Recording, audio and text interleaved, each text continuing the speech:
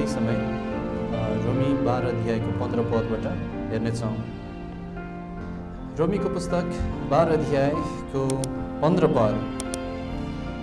हामी रोमी 12 अध्यायबाट अध्ययन गरिरहेका छौँ जिउँदो बलिदान भन्ने विषयमा रहेर। अनि हामी चाहिँ रोमीको पुस्तकको अति व्यवहारिक खण्डमा छौँ, रोमी 12 अध्याय र यसपछिका अरू अध्यायहरू। रोमी 12 अध्याय चाहिँ यसरी सुरु भएको छ, परमेश्वरका कृपाहरूद्वारा, जुन कृपा हामीले ख्रीष्ट येशूको बलिदानमा पायौँ। हामी पापहरूमा मरेकाहरू थियौँ, तर ख्रीष्ट येशूमा परमेश्वरसँग हाम्रो मिलाप भएको छ। अनि हामीलाई ख्रीष्टसँगै नयाँ जीवन दिनुभएको छ। 8 अध्यायमा हामीलाई आशाहरूको कुराहरू गर्नुभएको छ। सबै कुरा मिलेर भलाइ उत्पन्न परमेश्वरले गर्नुहुन्छ। यी सबै कुराहरूको सत्यताको आधारमा रहेर ती बिन्तीहरू ती कृपाहरूलाई लिएर पावलले 12 अध्यायको 1 पद सुरु गर्छन्। यसकारण भाइहरू हो, परमेश्वरका कृपाहरूद्वारा म तिमीहरूलाई बिन्ती गर्दछु, आफ्ना शरीरहरूलाई तिमीहरूले पवित्र, परमेश्वरलाई मनपर्ने जिउँदो बलिदानको रूपमा चढाइदियो, यही तिमीहरूको उचित सेवा हो। जिउँदो बलिदान कस्तो हुन्छ हामी त्यही हेर्दैछौँ। जिउँदो बलिदान चाहिँ परमेश्वरको इच्छा खोज्छ। अनि 9 पदबाट चाहिँ विशेष गरी एक अर्काप्रतिको जिम्मेवारीहरू, व्यवहारिक जिम्मेवारीहरूको कुरा गरिएको छ। 4 पद हामी पढ्नेछौँ यहाँ, 4 र 5 पद, अनि त्यसपछि हामी 15 पदमा के सिक्न गइरहेका छौँ त्यो हेर्नेछौँ। रोमी 12 को 4 र 5 यसरी लेखेको छ, किनकि जसरी एउटा शरीरमा हाम्रा धेरै अङ्गहरू छन् अनि सबै अङ्गहरूको एकै प्रकारको काम छैन, उसरी नै हामी धेरै भएर पनि ख्रीष्टमा एउटै शरीर हौँ र हरेक एक अर्काका अङ्ग हौँ। त्यसैले यहाँ एक अर्काका अङ्ग हौँ भनिएको छ। 9 पदबाट चाहिँ यहाँ व्यवहारिक शिक्षाहरू छ। अनि 15 पदबाट आज हामी एउटा विषयमा हेर्दैछौँ। हाम्रो आजको विषय हुनेछ रोमी 12 को 15बाट, जिउँदो बलिदानले एक अर्काको सुख दुःखमा सङ्गति गर्छ। जिउँदो बलिदानले एक अर्काको सुख दुःखमा सङ्गति गर्छ। अनि यहाँ 2टा सरल कुराहरू हामी हेर्नेछौँ। पहिलो, उसले आनन्द मनाउनेहरूसँग आनन्द मनाउँछ, र दोस्रो, रुनेहरूसँग ऊ रुन्छ। त्यसैले 2टा सरल कुरा हेर्नेछौँ। पहिलो, उसले आनन्द मनाउनेहरूसँग आनन्द मनाउँछ, र दोस्रो, रुनेहरूसँग ऊ रुन्छ। रोमी 12 को 15 पद हामी पढ्नेछौँ। यहाँ यस्तो लेखिएको छ, आनन्द मनाउनेहरूसँग आनन्द मनाऊ र रुनेहरूसँग रो। आनन्द मनाउनेहरूसँग आनन्द मनाऊ र रुनेहरूसँग रो। मैले केही विश्वासीजनहरूलाई सोधेको थिएँ, तपाईँलाई कुन कुराले बढी आनन्द लाग्छ? अनि अब यो पदबाट सोध्नु भएको हो भनेर त बुझ्नु भएन, तर निकै उत्साहपूर्ण जवाफहरू दिनुभयो। कसैले यसरी भन्नुभयो, मलाई आनन्द दिने कुराहरू चाहिँ हो ख्रीष्टमा पाएको मुक्तिले, अनि एक दिन मुक्तिदातालाई भेट्नेछु भन्ने कुराले, जिउँदो आशाले, खाँटी शिक्षा प्रचार हुने मण्डली र असल अगुवाहरू पाएकोले इत्यादि। अनि कसैले भन्नुभयो, सुसमाचार सुनाउँदा मलाई आनन्द लाग्छ, अनि एकअर्कालाई सहायता गर्दा आनन्द लाग्छ, परमेश्वरको वचन पढ्दा आनन्द लाग्छ इत्यादि। अनि धेरै राम्रो जवाफहरू थिए।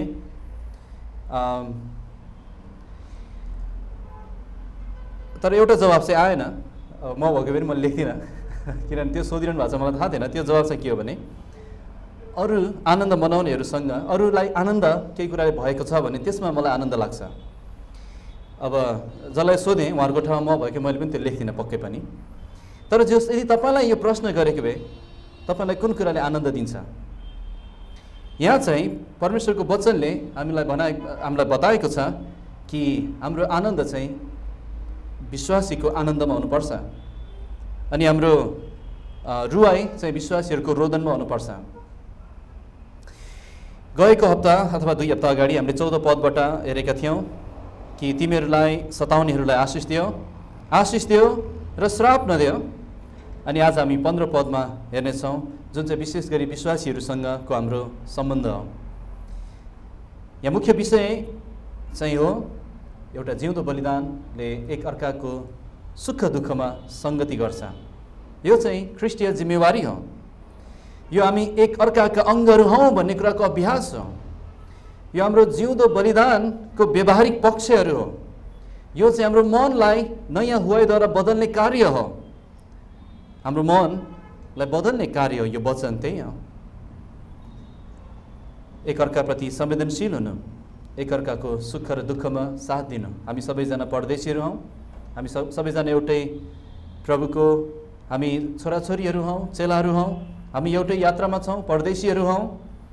अनि हाम्रो आत्मिक सम्बन्ध छ, आत्मिक परिवार छ, जुन चाहिँ वास्तवमा भन्यो भने हाम्रो शरीरको आफन्तहरूभन्दा पनि धेरै नजिकको सम्बन्ध प्रभुले दिनुभएको छ ख्रिस्ट येशूमा। त्यसैले यो पदमा चाहिँ प्रभुले के सिकाउन खोजिरहनु भएको छ भने हाम्रो ध्यान चाहिँ आफैमा होइन तर एक अर्कामा हुनुपर्छ। साथै मैले एकजना भाइलाई प्रश्न पनि गरेको थिएँ, यो पद देखाएर आनन्द मनाउनेहरूसँग आनन्द मनाऊ र रुनेहरूसँग रो, कुन चाहिँ सजिलो छ होला, कुन चाहिँ सजिलो छ होला? अनि उहाँले यसो हेर्नुभयो अनि भन्नुभयो आनन्द मनाउनेहरूसँग आनन्द मनाउन सजिलो छ, रुन मलाई आउँदैन, त्यसैले आनन्द मनाउन सजिलो छ। कुन चाहिँ सजिलो छ होला तपाईँलाई के लाग्छ? आनन्द मनाउनेहरूसँग आनन्द मनाऊ र रुनेहरूसँग रो, कुन चाहिँ सजिलो होला? तपाईँले भन्नुहोला आनन्द मनाउन सजिलो छ दाजुभाइहरूले, किन रुन आउँदैन? दिदीबहिनीले भन्नुहोला हामी त रुइदिन्छौँ, रुन सजिलो छ। तर वास्तवमा दुवै गाह्रो छ। किनभने यस्तो अवस्थाहरू आउँछन् जब मलाई गाह्रो भइरहेको हुन्छ र मेरो सङ्गी विश्वासीलाई कुनै आशिष प्रभुले दिनुभएको हुन्छ र उसँग आनन्द मनाउनु मलाई गाह्रो हुन्छ। किनभने म मेरो दुःखलाई एकछिन ध्यान दिन चाहन्छु, उसको आनन्दलाई होइन। मलाई यस्तो गाह्रो भइरहेछ, उसलाई त्यस्तो भयो अरे, हामी आनन्द मनाउन सक्दैनौँ। अथवा मलाई यति आनन्द भइरहेछ, यति खुसी भइरहेछ, मैले आशिष पाइरहेको छु, तर मेरो कुनै विश्वासी सङ्गी मित्रलाई चाहिँ फलानु कुरामा गाह्रो भएको छ अरे, कसरी रुने म सक्दिनँ।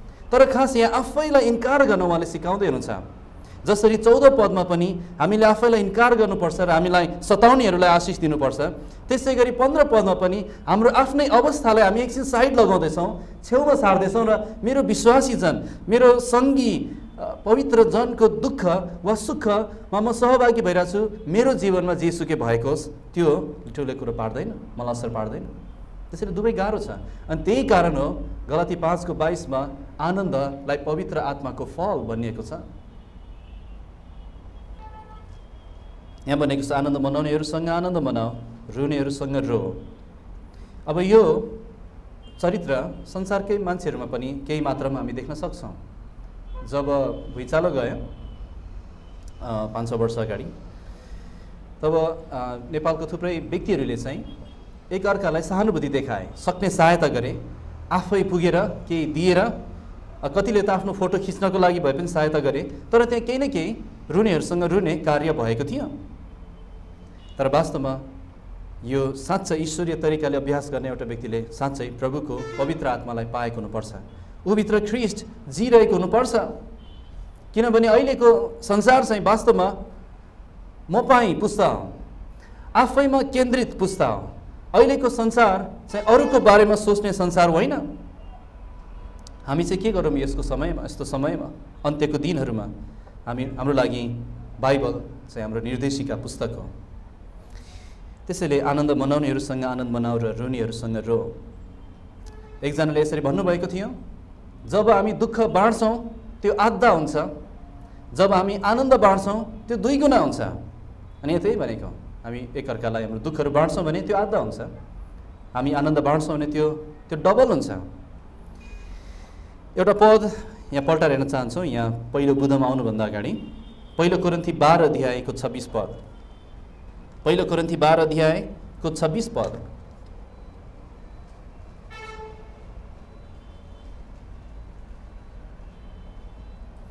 पहिलो कोरिन्थी 12:26मा पावलले एउटा कुरा सिकाउनु भएको छ यहाँ कि मण्डली भनेको चाहिँ हामी धेरै अङ्गहरू हौँ तर हामी एउटै शरीरको अङ्गहरू हौँ।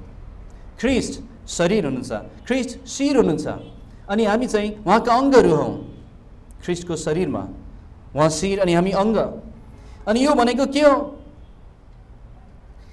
पहिलो कोरिन्थी 12 को हामी 25 पनि हेरौँ र 25 र 26 हेर्नेछौँ। यसैले कि शरीरमा कुनै फाटो नहोस्, तर अङ्गहरूले एक अर्काका निम्ति एकै प्रकारको वास्ता राखुन्। 26 पद। अनि एउटा अङ्गले दुःख पायो भने के गर्ने? व्यवस्था गर्ने होइन, सबै अङ्गहरूले त्यो सँगै दुःख भोग्छन्। अथवा एउटा अङ्गले आदर पायो भने सबै अङ्गहरूले त्यो सँगै आदर मनाउँछन्। अब तिमीहरू ख्रीष्टको शरीर हौ र एक एक गरी चाहिँ अङ्गहरू हौ। त्यसैले एउटाले दुःख पायो भने सबैले त्योसँगै दुःख भोग्छन्, एउटाले आदर पायो भने सबैले त्योसँग आनन्द मनाउँछन्। अनि त्यही कुरा यहाँ बताउँदैछन् पावलले। यो चाहिँ ख्रिस्टीय सङ्गति हो। सङ्गति भने खालि हामी सँगै बस्ने, भजन गाउने, प्रचार सुन्ने, आफ्नो आफ्नो घर लाग्ने होइन। यहाँ हामी अङ्गहरू हौँ र एकअर्कालाई बुझ्दछौँ र एकअर्काको दुःख र सुखमा हामी सङ्गति गरिदिन्छौँ। त्यो कुरा गरिरहेको छ। ख्रीष्ट येशूले पनि त्यही गर्नुभयो। यूहन्नाको पुस्तकमा चाहिँ ख्रीष्टले गर्नुभएको थुप्रै चिन्हहरूमध्ये 7वटा चिन्हहरूको त्यहाँ उल्लेख गरिएको छ। 7वटा चिन्हहरू। अनि पहिलो चिन्ह चाहिँ के हो भने काना सहरमा एउटा विवाह भोज थियो जहाँ येशूले पानीलाई दाखरस बनाउनु भएको थियो। अन्तिम चिन्ह 7औं चिन्ह चाहिँ के हो भने यूहन्नाको पुस्तकमा एकजना व्यक्तिको मृत्यु भएको थियो, लाजरस, र मार्था र मरियम रोइरहेका थिए। त्यसैले पहिलो चिन्हमा येशू ख्रीष्ट चाहिँ विवाह भोजमा सहभागी भएर आनन्द मनाउनेहरूसँग आनन्द मनाइदिनु भयो। र अन्तिम चिन्हमा उहाँ चिहानमा गएर मार्था र मरियम रोइरहेका थिए, अरू मान्छेहरू रोइरहेका थिए। अनि बाइबलले भन्छ येशू रुनु भयो, उहाँ रुनेहरूसँग रोइदिनु भयो। त्यसैले हामी जब यो गरिरहेछौँ हामी ख्रीष्ट येशूको कुरालाई पछ्याइरहेका छौँ, उहाँको नमुनालाई पछ्याइरहेका छौँ। त्यसैले पहिलो कुरा हामी हेरौँ, आनन्द मनाउनेहरूसँग आनन्द मनाऊ। अनि यसबाट हामी हेर्छौँ कि उसले वा जिउँदो बलिदानले आनन्द मनाउनेहरूसँग आनन्द मनाउँछ। आनन्द मनाउने कुरा यो सरल पढ्दाखेरि सजिलो लाग्ला। मैले पनि सुरुमा सरल पढ्दाखेरि कुन चाहिँ सजिलो छ, मलाई पनि आनन्द मनाउन सजिलो लाग्छ, रुन गाह्रो लाग्छ। तर वास्तवमा अघि मैले बताए चाहिँ यो दुवै कुरा गाह्रो छ यदि हामी शरीर अनुसार सोध्छौँ भने, हामी आफैलाई केन्द्रमा राखेर सोध्छौँ भने। यहाँ जुन यो आनन्द भन्ने शब्द छ यो त्यही शब्द हो जुन चाहिँ फिलिपी 4 अध्यायको 4 पदमा पनि प्रयोग गरिएको छ। प्रभुमा सधैँ आनन्द गर। फेरि पनि भन्दछु आनन्द गर। विश्वासीलाई प्रभुमा सधैँ आनन्द गर्नलाई आज्ञा नै दिएको छ। किन आनन्द गर? किनभने हामीले आनन्द गर्न सक्ने त्यहाँ थुप्रै आशिषहरू छ। आशिष गर्न सम्झ एक एक, आशिष गनेर छन् अनेक, आशिष गर्न प्रभु भलो हुनुहुन्छ। अनि तिम्रा आशिषहरू अनगिन्ती छन्। परमेश्वरले हामीलाई सधैँ आनन्द मनाऊ भन्नुभएको छ। अनि एउटा साँचो विश्वासी प्रभुमा सधैँ आनन्द मनाउँछ। तर यहाँ के भनेको भने हाम्रो पदमा चाहिँ यहाँ चाहिँ हामी सधैँ आनन्द मनाउनु पर्ने हाम्रो जीवनशैली भन्दा पनि वा प्रभुको अनुग्रहअनुसार हाम्रो आनन्दको अभ्यास भन्दा पनि यहाँ कुनै यस्तो विशेष परिस्थिति आएको छ, कुनै यस्तो विशेष अवसर आएको छ जहाँ एउटा विश्वासी विशेष तरिकाले आनन्द मनाइरहेको छ। त्यस्तो अवस्थाहरू आउँछन्। हो, हामी सधैँ प्रभुमा आनन्द मनाउँछौँ। हामी ख्रीष्टका हौँ अनि ख्रीष्टले हामीलाई धेरै आशिषहरू दिनुभएको छ। आनन्द मनाउने सयौँ कारणहरू छन्, हजारौँ कारणहरू छन्। तर यहाँ चाहिँ एउटा विशेष परिस्थिति वा अवसर छ जहाँ एउटा व्यक्ति, एउटा हाम्रो सङ्गी विश्वासीले परमेश्वरको विशेष अनुग्रह पाएकोले ऊ आनन्द मनाइरहेको छ। अनि हामीलाई भनेको छ उनीहरूसँग आनन्द मनाऊ। मानिसहरूले किन आनन्द मनाउँछन्? त्यस्तो विशेष अवस्थाहरू के हो? सायद कसैको विवाह भएको होला, सायद कसैको घरमा एउटा बालकको जन्म भएको होला, सायद कसैको काम गर्ने ठाउँमा उसको पदोन्नति भएको होला वा तलब बढेको होला, वा कसैको बाली राम्रो भएको होला, अथवा विशेष केही कुराहरू जुन परमेश्वरको अनुग्रह पाएको छ। हामी मुक्ति नपाएको अवस्थामा, हाम्रो पापपूर्ण अवस्थामा चाहिँ स्वभावैले हामी के गर्छौँ भने हामीलाई अरूको प्रगति देख्न मन लाग्दैन। स्वभावैले हाम्रो बानी चाहिँ के हुन्छ भने अरूको जे प्रगति भएको छ त्यो मलाई भइदिए हुन्थ्यो, अरूलाई जे आशिष भएको छ त्यो मलाई भइदिए हुन्थ्यो, म हाम्रो स्वाभाविक हाम्रो झुकाव चाहिँ त्यो उडाउ पुत्रको दृष्टान्त तपाईँलाई थाहा छैन त? उडाउ पुत्र बुवाको सम्पत्ति आदि सम्पत्ति लिएर गयो, सिद्धायो, फर्केर आयो, अनि बुवाले उसलाई स्वागत गर्नुभयो, ऊ फर्केर आएको छ, बुबा आनन्द मनाउनु भयो। तर त्यहाँ त्यो उडाउ पुत्रको दाजु टुप्लुक्क आइपुग्छ नि ऊ चाहिँ आनन्द मनाउने हेर्छ, आनन्द मनाइरहेको थिएन। उसले भन्दैछ बुवालाई, म यत्रो समय बसेँ, मलाई चाहिँ केही पनि छैन। हाम्रो स्वाभाविक बानी चाहिँ त्यस्तो हो, हामी आनन्द मनाउनेहरूसँग आनन्द मनाउन सक्दैनौँ। जीवनको हरेक अवस्थामा त्यस्तो हुनसक्छ। तर आनन्द मनाउने अरूसँग भनेको चाहिँ हामी आफैलाई इन्कार गर्दैछौँ। हो, फलानाले पाएको आशिष मैले पाएको छैन, म चाहन्छु, म प्रार्थना गरिरहेको छु, तर मैले पाएको छैन, तरै पनि प्रभुले उसलाई दिनुभएको हुनाले म एउटै शरीरको अङ्ग भएकोले म आनन्द मनाउने छु। मेरो अवस्था जेसुकै होस्, म धन्यवादी छु प्रभुमा। मेरो भागमा प्रभुले जेसुकै राख्नु भएको होस्, तर मेरो विश्वासी मित्रको भागमा म आनन्द मनाउँछु। किन हामी आनन्द मनाउन सक्दैनौँ भने एउटा कारण चाहिँ डाहाले हाम्रो हृदयमा ठाउँ लियो भने हामी आनन्द मनाउन सक्दैनौँ। अरूको प्रगतिमा डाहा गर्नु यो संसारको तरिका हो। मैले आफ्नै कानले सुनेको छु कि म यो भुइँचालो जाँदाखेरि काठमाडौँमा त्यहाँ पालहरूमा बस्दाखेरि मैले सुनेको छु कि मानिसहरूले भन्दै थिए फलानाको घर त ढलेन छ, आफ्नो घर सुरक्षित छ भन्ने कुरा आनन्द मनाउनु सट्टा फलानाको घर ढलेन छ। त्यो खास डाहा हो, त्यो संसारको तरिका हो, त्यो पाप हो। कैनको जीवनमा त्यही डाहाको समस्या थियो। उसले केही ल्यायो, स्वीकार गरिएन। उसको भाइ हाबिलले केही ल्यायो, परमेश्वरको वचन अनुसार ऊ स्वीकार गरियो, ऊ डाहाले भरियो, ऊ रिसले भरियो, अनि ऊ चाहिँ भाइसँग आनन्द मनाउन सकेन, परमेश्वरसँग ठिक हुन सकेन, उसले भाइको हत्या गरिदियो। स्वाभाविक हृदय हाम्रो त्यस्तो छ। त्यसैले हामीलाई मुक्तिको खाँचो छ, त्यसैले हामीलाई ख्रिस्ट हामीभित्र भइदिनु खाँचो छ। यो चाहिँ केवल विश्वासद्वारा मात्रै हुन्छ। हाम्रो हरेक डाहाको पाप ख्रिस्टले क्रुसमा बोकिदिनु भएको छ, अनि ख्रिस्ट म भित्र जिउनु भएको छ भने यो सम्भव छ। हामी शरीर अनुसार हिँडेको छैनौँ भने, तर आत्मा अनुसार हिँडेको छौँ भने यो सम्भव छ। किनभने मेरो पुरानो मान्छे चाहिँ ख्रिस्टसँग क्रुसमा टाँगिएको छ। किन आनन्द मनाउन गाह्रो हुन्छ? एउटा डाहाको कारण र अर्को चाहिँ स्वकेन्द्रित भावनाको कारणले। स्वकेन्द्रित भनेको आफैमा केन्द्रित, सबै संसारको केन्द्र म हुँ, यो कस्तो घमण्डी विचार। सबै आशिषहरू मैले पाउनुपर्छ, यो कस्तो घमण्डी विचार। फलानाले पाएको प्रगति मलाई हुनुपर्छ, यो कस्तो घमण्डी विचार। यो म पाएँ पुस्ता हो। अनि यस्तो व्यक्तिहरू अरूसँग सजिलै आनन्द मनाउन सक्दैन। उसको मुखमा केही हाँसो त देख्ला, तर खास ऊ साँच्चै आनन्दित छैन। त्यसैले यहाँ भनेको छ आनन्द मनाउनेहरूसँग आनन्द मनाऊ। हो, तपाईँलाई त्यो समयमा तपाईँलाई गाह्रो भएको होला, कुनै अवस्थाले तपाईँलाई दुःख भएको होला, तपाईँलाई अभाव भएको होला, अनि तपाईँलाई शोक भएको होला कुनै कारणले। तर जब तपाईँको सङ्गी विश्वासीको जीवनमा त्यो आनन्द देख्नुहुन्छ भने तपाईँले आफैलाई नाइ भन्नुपर्छ र उसँग साँच्चै खुसी हुनुपर्छ। यो चाहिँ ख्रिस्टको तरिका हो। यो चाहिँ साँच्चै पावलले भने जस्तै ख्रिस्ट ममा जिउनुहुन्छ भन्ने कुराको वास्तविकता हो। त्यसैले हामी दुखित हुनु सट्टा हामी जो आनन्द मनाइरहेका छन् उनीहरूसँग आनन्द मनाउनुपर्छ। किनभने मेरो जीवनमा कुनै पनि कुरा परमेश्वरको इच्छा बिना हुन आउँदैन। जे भइरहेको छ, जे भयो, त्यो परमेश्वरको सार्वभौम उहाँको इच्छाअनुसार भएको छ र त्यसलाई म स्वीकार गर्छु र मेरो भाइसँग म खुसी हुन्छु। दोस्रो कुरा पनि हामी हेरौँ, रुनेहरूसँग रो। रोमी 12:15 भनेको छ रुनेहरूसँग रो। यो रुने वा रो भन्ने शब्द जुन छ यसको अर्थ चाहिँ के हो भने ठुलो स्वर निकालेर रुनु। यसलाई चाहिँ बाइबलमा धुरु धुरु रुनु भनेर पनि अनुवाद गरिएको छ। यो सुक्खा सुक्खा खालको होइन। यहाँ चाहिँ यति भारी पीडा छ कि मेरो सङ्गी विश्वास चाहिँ ऊ रुनु परेको छ।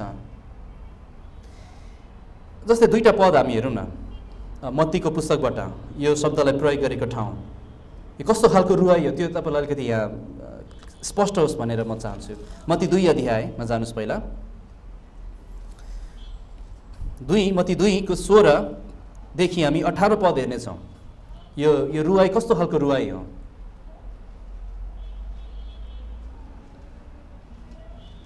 मत्ती 2 को 16 देखि 18 यहाँ यस्तो लेखेको छ, तब ज्योतिषीहरू आफ्नो ठट्टा भएको देखेर, ज्योतिषीहरूद्वारा आफ्नो ठट्टा भएको देखेर हेरोद साह्रै रिसाए। के भएको थियो? यहाँ ज्योतिषीहरू ख्रिस्टलाई भेट्न आएका थिए, हेरोदमा पुगेको थियो, अनि यहुदीहरूको राजा जन्मनु भएको छ भन्ने सुनेपछि हेरोदको हृदय डाहाले भरियो। उसले भन्यो ज्योतिषीहरूलाई, जाऊ तिमीहरू भेट, दण्डवत गर, अनि कहाँ छ मलाई बताऊ, अनि म पनि आएर दण्डवत गर्छु। तर हेरोद चाहिँ खल्तीमा चक्कु लिएर दण्डवत गर्न जानेवाला थियो। अनि ज्योतिषीहरूलाई प्रभुको दूतले अर्कै बाटो भएर जानु भन्नुहुन्छ, त्यसै गर्छन्। अनि हेरोद रिसाउँछ, मेरो ठट्टा गरिनले, मेरो भनेको मानेन। अनि तिनले पठाएर ज्योतिषीहरूसित यत्नसित सोधपुछ गरेको समयअनुसार बेथलेहेम र त्यसका वरिपरिका सबै इलाकाहरूमा भएका 2 वर्षदेखि मुनिका सबै बालकहरूलाई मारे। विचार गर्नुहोस्, त्यो आमाहरू, उनीहरूको काखमा बच्चाहरू छन्, 2 वर्ष मुनिका बच्चाहरू, तर मारे उनीलाई जबरजस्ती काखबाट खोसेर लिएर गएर मारिदिए। कति निर्मम हत्या। के भयो? 17 पद, तब यर्मिया भविष्यवक्ताद्वारा यसो भन्दै बोलिएको वचन पुरा भयो। रामामा आवाज सुनियो, आवाज सुनियो। कुन के को आवाज? बिलाप, रुवाबासी र ठुलो शोक। त्यही शब्द हो, रुवाबासी, रो। राहेल आफ्ना बालकहरूका लागि रोइरहन्छन् र शान्त हुन चाहदिनन् किनकि तिनीहरू छैनन्। यस्तो खालको रुवाईको कुरा गरेको। म तिमीलाई अर्को पद पनि देखाउँछु भनेको थिएँ। त्यहाँ जाउँ 26 अध्यायमा पत्रुसले भन्दै थिए, प्रभु सबैले छोडे पनि म तपाईँलाई छोड्ने छैन, म तपाईँसँग मर्न तयार छु। यसुले भन्नु, एकछिन पत्रुस, भोलि बिहान भाले बाँच्नुभन्दा अगाडि तिमीले मलाई 3 पल्ट इन्कार गर्नेछ। खै पत्रुसले ठेस खाए कि के गर्यो, के सोच्यो थाहा छैन, तर ख्रिस्टको भविष्यवाणी अनुसार 3 पल्ट उसले इन्कार गर्यो। ख्रिस्टले भन्नुभएकोले होइन, उसले रोजेर इन्कार गर्यो। तर पछि उसले आफ्नो गल्ती महसुस गर्छ, साँचो पश्चाताप गर्छ र 26 अध्यायको 75 पदमा पत्रुसको बारेमा यस्तो बताएको छ। 26 को 75 मा यस्तो लेखिएको छ, अनि भाले बाँच्नुभन्दा पहिले तिमीले मलाई 3 पल्ट इन्कार गर्नेछौ भनी येशूले तिनलाई भन्नुभएको वचन पत्रुसले सम्झना गरे अनि बाहिर गएर तिनी धुरु धुरु रोए। हो त्यही शब्द हो, रुनेहरूसँग रो। सुख सुख हल्को होइन। यहाँ विश्वासी जनहरूको जीवनमा, हाम्रो सँगै विश्वासीको जीवनमा एउटा ठुलो शोक वा दुःखको घडी आइरहेको छ, जब आँसु लुकाउन सकिएको छैन, ठुलो रुवाई भएको छ। अनि साथै यो त्यही शब्द हो जुन चाहिँ लुका 7 मा एउटा व्यभिचारिणी स्त्रीको लागि प्रयोग गरिएको छ, जो ख्रिस्टका आउँछिन् र रुँदै आफ्नो आँसुले उहाँको पाउ पुस्छिन्। रुँदै, उसको आवाज सानो थिएन, ऊ साँच्चै पश्चातापी थियो। प्रिय मित्रहरू, तपाईँ जसले ख्रिस्टलाई विश्वास गर्नुभएको छैन, तपाईँ साँच्चै यस स्त्री चाहिँ ख्रिस्टका आउनुहोस् आफ्नो पापहरूको गम्भीरता देखेर, अनि तपाईँ अनन्तको लागि नरकमा रुनुपर्ने छैन। तर जे होस्, यहाँ रुनेहरूसँग रो। अब यहाँबाट केही सत्यताहरू बताउन चाहन्छु। तर पहिला एउटा प्रश्न, के तपाईँको जीवनमा यस्तो समय आएको छ कि छैन जब तपाईँ साँच्चै आवाज उठाएर धुरु धुरु रुन चाहनुहुन्छ? आएको छ कि छैन? अनि त्यो ठुलो सोले रुनु सायद परमेश्वरको एउटा डिजाइन हो, किनभने एक त उहाँले हाम्रो आँखामा आँसु आउने पाल राखिदिनु भएको छ, यो उहाँको डिजाइन हो। अनि जब हामी ठुलो सोले रुन्छौँ, हामी हल्का महसुस गर्छौँ। तर एउटा कुरा हामी विचार गरौँ, कति अवस्था मान्छेहरूले, विश्वासीहरूले पनि के सोचिरहेको हुन्छ भने, सोच्न पुगिन्छ भने, विश्वासी भएर रुनु हुँदैन, गाह्रो छ तर रुनु हुँदैन। अनि जो रुन्छ आफ्नो अवस्था गाह्रो भएको बेलामा, उनीहरू चाहिँ कमजोर विश्वासीहरू हो। तर एउटा प्रश्न गर्न चाहन्छु, तपाईँहरूमध्ये को चाहिँ रुनु भएको छैन होला? साँच्चै हामी सबै रोएका छौँ, हामी सबैले आँसु बगाएका छौँ। तर मलाई कमजोर भनिदिन्छ भन्ने डरले हाम्रो आँसुहरू लुकाउन खोज्छ हामी। तर के साँच्चै आत्मिक व्यक्तिहरू रुँदैनन् र? के पत्रुस रोएनन् र? के पावल रोएनन् र? फिलिपी 3:18 पावलले भनेका छन्, त्यो झुटा शिक्षकहरूको कारण म रुँदै रुँदै तिमीलाई यो पत्र लेख्छु। फिलिपी 3:18, म रुँदै रुँदै भन्दछु, उनीहरू ख्रिस्टका शत्रुहरू हुन्। 12 चेलामध्ये एउटा चेला स्वर्गमै पुगेका थिए, यूहन्ना। प्रकाशको पुस्तक 5 अध्यायमा यो पुस्तक खोल्न को योग्य छ? कोही पनि योग्य छैन। अनि यूहन्ना धुरु धुरु रोए।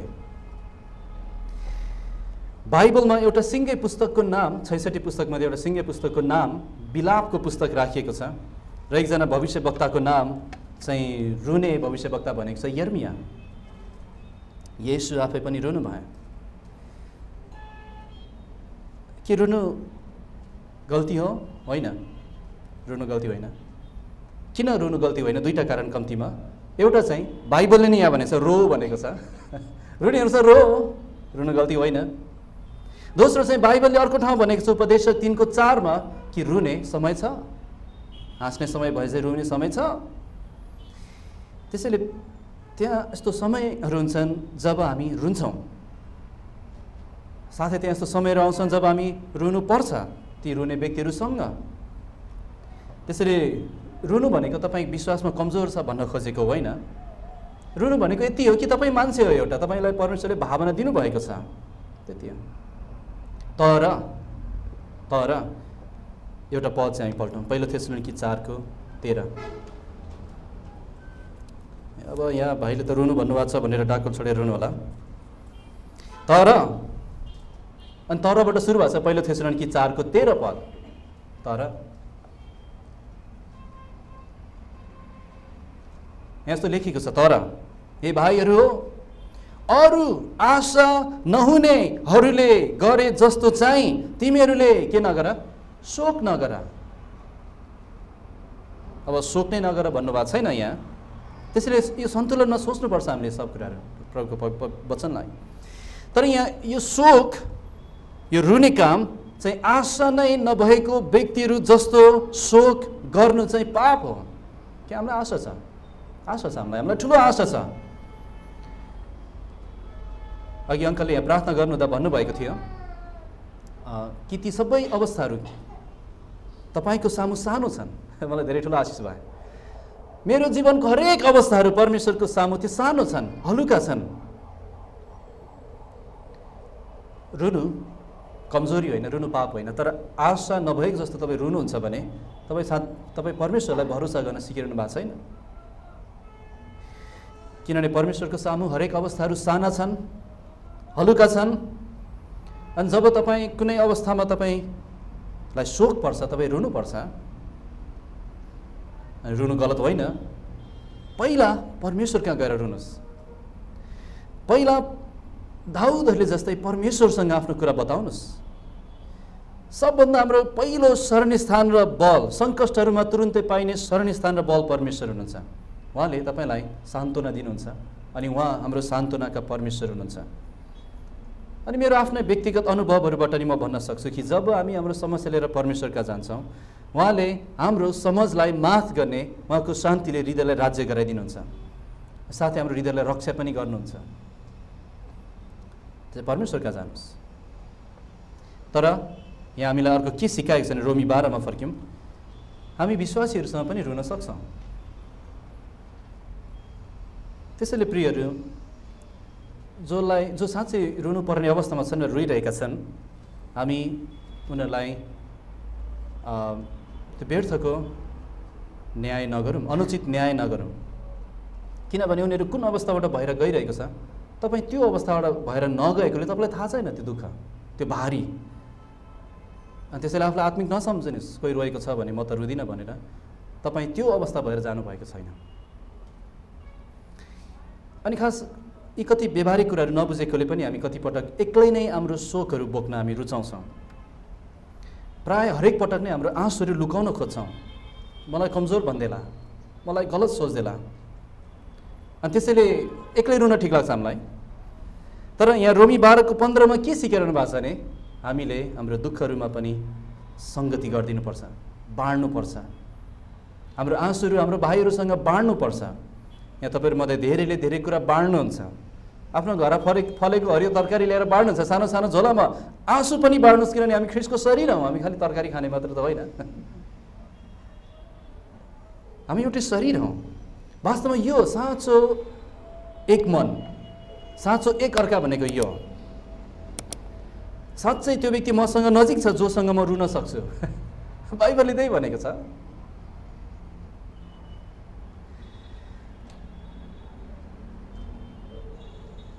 त्यसैले बाइबलले भन्छ रुनेहरूसँग रो। फेरि पनि यो चाहिँ हाम्रो स्वाभाविक झुकावको ठिक उल्टो।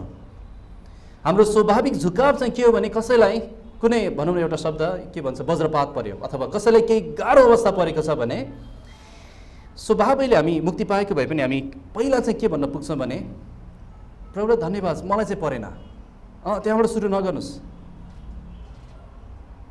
त्यसरी सुरु नगर्नुहोस्। त्यो त खास हृदयमा खुसी भएको जस्तै मलाई केही पनि भएन भनेर हृदयलाई कठोर नबनाउनुहोस्। बरु हामीले दया देखाउनुपर्छ, हामी उनीहरूसँग रुनुपर्छ। येशू रुनु भयो। योहन्ना 11:35 लाजरसको मृत्यु भएको थियो, उहाँको दिदीले बोलाएको थियो, उहाँलाई ढिलो पुग्नु भयो। मलाई थाहा छ लाजरसलाई म बौरी उठाउने छु, उहाँलाई थाहा छ यो सब आँसु चाहिँ अब हाँसोमा बदली हुनेछन्। तर उहाँले हेर्नुहुन्छ मरियम रोइरहेको छ, मार्था रोइरहेको छ, अरू व्यक्तिहरू रोइरहेको छ। अनि बाइबलले भन्छ योहन्ना 11:35 येशू रुनुभयो, उहाँ रुनुभयो। अब होला उनीहरूको अविश्वास देखेर रुनुभएको भनेर पनि कति टिप्पणीकारले बताउँछन्। तर म के बुझ्छु भने हाम्रो दुर्बलतामा दुखित हुन नसक्ने उहाँ हुनुहुन्न। उहाँ दयालु हुनुहुन्छ, दयालु महापुजारी हुनुहुन्छ। उहाँ हामी जस्तै मान्छे बन्नुभयो, उहाँमा भावनाहरू छन्। येशू रुनुभयो।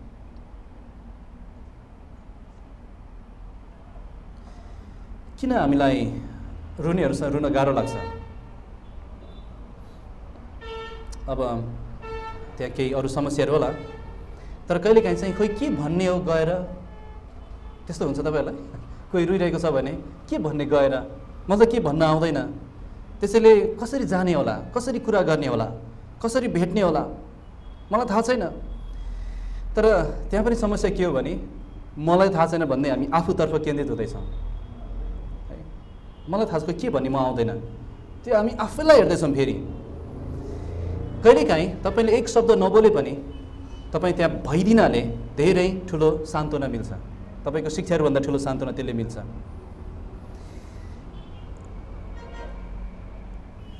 जस्तै मैले एक ठाउँमा पढेको थिएँ, यो तयार गर्दै गर्दा एकजना सानी बच्ची रहेछ। दुईवटा उदाहरण भन्छु ल। एउटा सानी बच्ची रहेछ, उसको सानी बच्ची अर्को साथीको मृत्यु भएछ। अनि एक दिन चाहिँ त्यो आफ्नो साथीको आमालाई भेट्न गएछ नि, फर्केर आएछ नि। बुबा आमाले भन्नुभएछ तिमी त ठुलो मान्छे जस्तो गयो त भेट्न, सान्त्वना दिन के गर्यौ? उसले के भनिछ भने मैले के पनि गरेन, आन्टीको काखमा चढेँ अनि म उहाँसँगै रोएँ। ऊ चाहिँ बुद्धिमानी सान्त्वना दिने व्यक्ति थियो। अर्को एउटा व्यक्ति जसले आफूलाई क्रिस्चियन भन्छ, अब यो व्यक्ति बारेमा पुरै थाहा छैन, तर यो व्यक्तिको पनि जीवनमा आफ्नो 7 जना छोराछोरीहरू गुमाउनु परेको रहेछ। अनि उहाँले यसरी लेख्नु भएको थियो, म बसिरहेको थिएँ, शोकले म च्यातिएको थिएँ। एकजना व्यक्ति आउनुभयो, प्रभुको वचन धेरै थाहा भएको व्यक्ति। अनि उहाँले एकदम ढुक्क भएर उहाँ परमेश्वरको वचनबाट बताउनु भयो, परमेश्वर भला हुनुहुन्छ, उहाँ यस्तो हुनुहुन्छ, उहाँ त्यस्तो हुनुहुन्छ, सबै कुरा मिलेर भला उत्पन्न हुन्छ, बोलेको बोलै गर्नुभयो। मलाई थाहा थियो त्यो पदहरू सत्य हुन्, तर मलाई सान्त्वना मिलेन। त्यो व्यक्ति गइदिनुहुन्थ्यो जस्तो लाग्यो, किनभने त्यो व्यक्ति ऊ आफ्नो मात्र कुरा राखिरहेको थियो।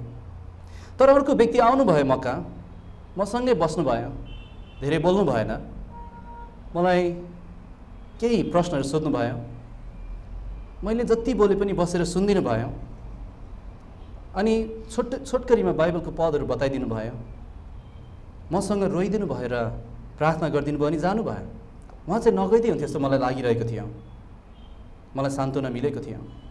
त्यसैले प्रियहरू, कहिलेकाहीँ हाम्रो त्यो शिक्षारूपी कुराहरूभन्दा त्यो पनि महत्त्वपूर्ण छ हाम्रो उपस्थिति ठुलो कुरा। यहाँ भनेछ रुनेहरूलाई सान्त्वना देऊ भनेको छैन, अथवा रुनेहरूलाई वचनको शिक्षाहरू देऊ भनेको छैन, रुनेलाई पदहरू पढेर सुनाइदेऊ भनेको छैन, तर रुनेहरूसँग रो।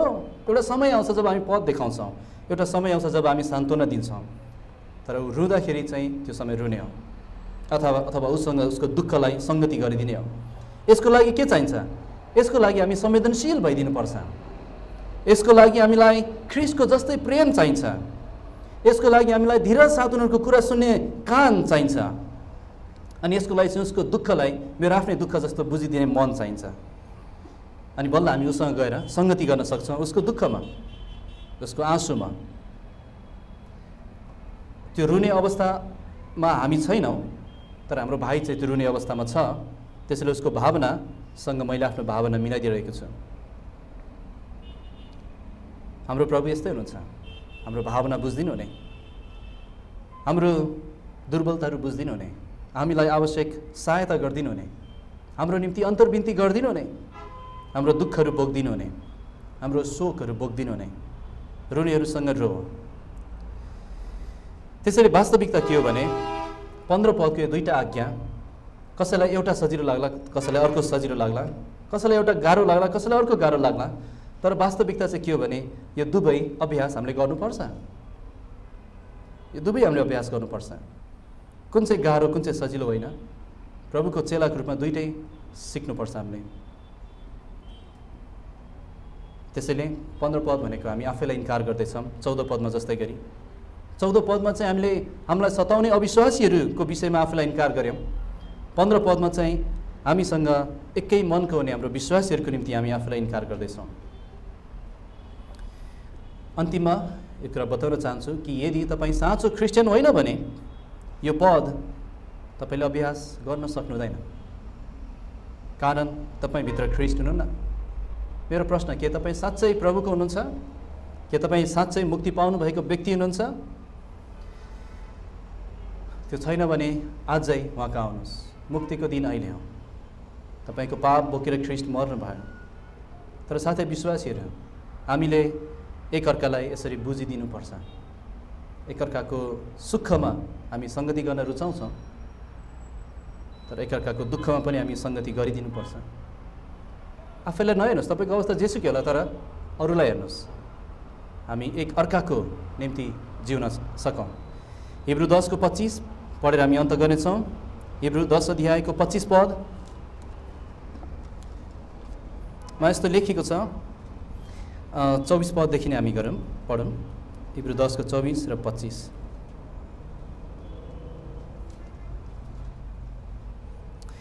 अनि आओ, प्रेम र असल कामहरूका निम्ति हौसला दिनलाई एक अर्काको चिन्ता गरौँ।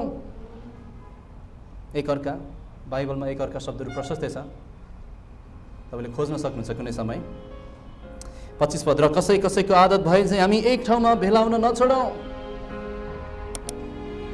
तर एक अर्कालाई उत्साह दिँदै रहौँ। एक अर्कालाई उत्साह दिँदै रहौँ। अनि त्यो दिन जति नजिक नजिक आउँदै गरेको तिमीहरू देख्छौ, उति नै बेसी हामी यसो गर्ने गरौँ। ख्रिस्ट आउँदै हुनुहुन्छ, अनि झन् बेसी हामीले यसो गर्ने गर्नुपर्छ। प्रभुलाई धन्यवाद भएको होस् यो वचनको लागि। म छोटो प्रार्थना गर्नेछु, त्यसपछि त्यसलाई